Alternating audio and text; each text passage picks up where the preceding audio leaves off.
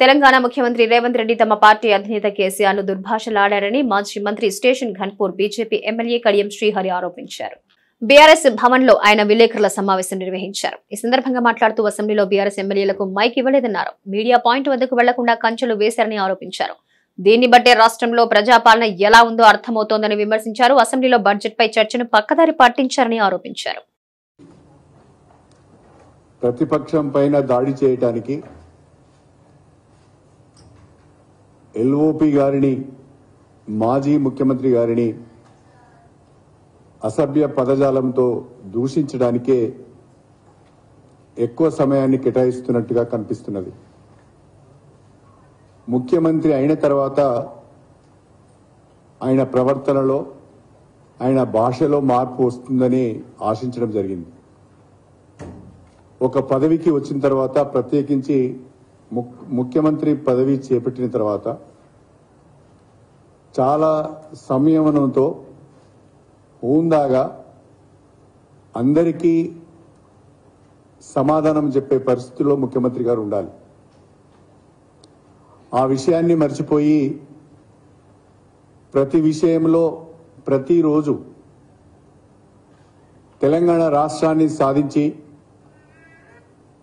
తెలంగాణ జాతిపితగా పేరు తెచ్చుకొని 60 సంవత్సరాల తెలంగాణ ప్రజల ఆకాంక్షలకు, కలలకు సాకారం చేసి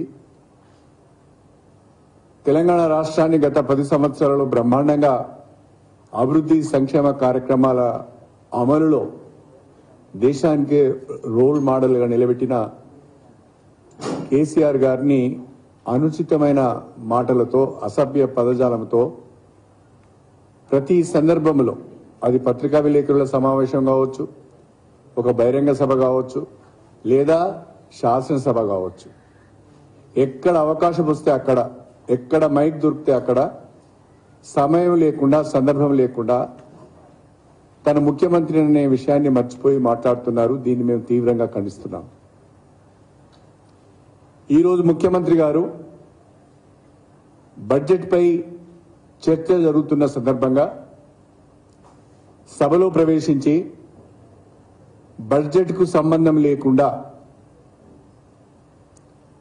కాళేశ్వరం ప్రాజెక్టుకు సంబంధించిన అంశాన్ని తీసుకొని దానిపైన మాట్లాడుతూ, అది ఎజెండాలో లేకున్నా, బిజినెస్ లో లేకున్నా, కాళేశ్వరం ప్రాజెక్టు పైన, మేడిగడ్డకు పర్యటన పైన మాట్లాడుతూ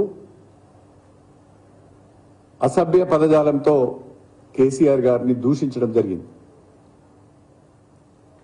దీన్ని మేమందరం కూడా, భారత రాష్ట్ర సమితికి చెందిన ఎమ్మెల్యేలందరం కూడా తీవ్రంగా వ్యతిరేకిస్తూ, స్పీకర్ గారికి మాకు మైక్ ఇవ్వండి అని అనేక పర్యాయాలు మొత్తుకున్నా, గట్టిగా అరిచినా స్పీకర్ గారు మా వైపు చూడకుండా ముఖ్యమంత్రికి మాట్లాడే అవకాశం ఇచ్చారు.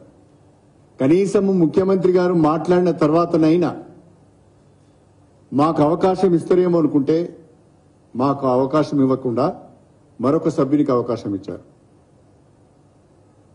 అదేవిధంగా ఒకవైపు రాష్ట్ర శాసనసభ వ్యవహారాల మంత్రి శ్రీధర్ బాబు గారు సభను హుందాగా నడుపుకుందాం, సభ్యులందరం కూడా బిజినెస్ ను చక్కగా నిర్వహించుకుందాం,